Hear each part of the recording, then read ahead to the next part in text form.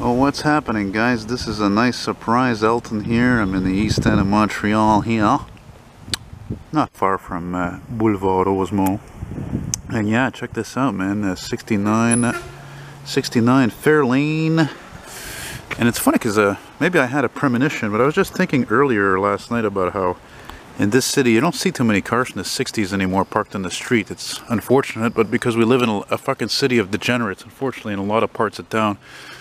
And here's this nice Fairlane 500 here.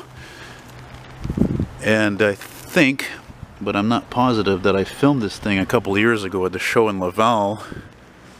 I think. Except that when I saw it, it had these shitty Kragers. They're all rusted out. And now they look good. Now the car looks better. So I'm glad to actually do it a better justice than when I saw it in Laval a couple of years ago, you know?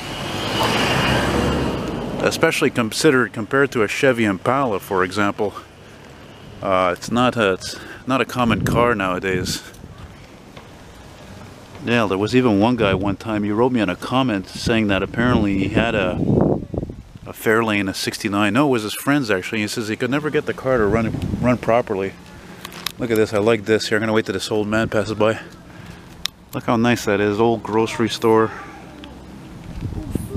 Little grocery store. Family biking with their children. Well, I'm really glad to see this car looks better than when I filmed it a couple of years ago, because again, it didn't have the paint job seemed to be crappy. It had these rusty old Kragers on it. Maybe it's not even the same car. Maybe it's a different car, but I doubt it, you know? Nice to see on a Sunday morning. Hood scoop, motor, probably a 302. What does the inside look like? Oh wow, this guy's taking care of this thing. He's got the dash covered up because you have to do that. I mean, if a car's sitting a long time out in the sun, because the dash gets cracked. Dashboards get cracked due to all the sunlight. Same thing with the deck, the rear decks. My 65 LeSabre, same thing. When I bought it, the whole fucking rear deck here, the whole shelf was just completely rotted out. Water got inside. That's another thing. These old cars, they leak like a fucking sieve, unfortunately.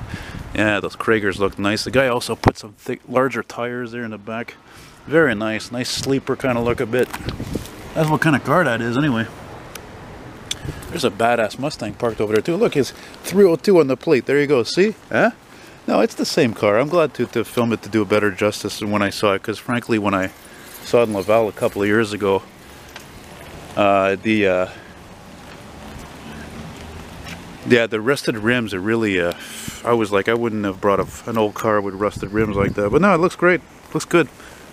You know? I really like that old store there over here. It really fits in with the scheme of things, you know? That's why I started filming there. Interesting. Now here in Canada, by the way, you could have also bought a Meteor, a Meteor. And the Meteor was a Canadian version of the Mercury. And actually, to be more precise, the Meteor was a Canadian version of the Mercury Monterey. So not a Marquis, which was top of the line, but the Monterey. Yeah, right on. That's great, man. Yeah, and that's a good looking automobile.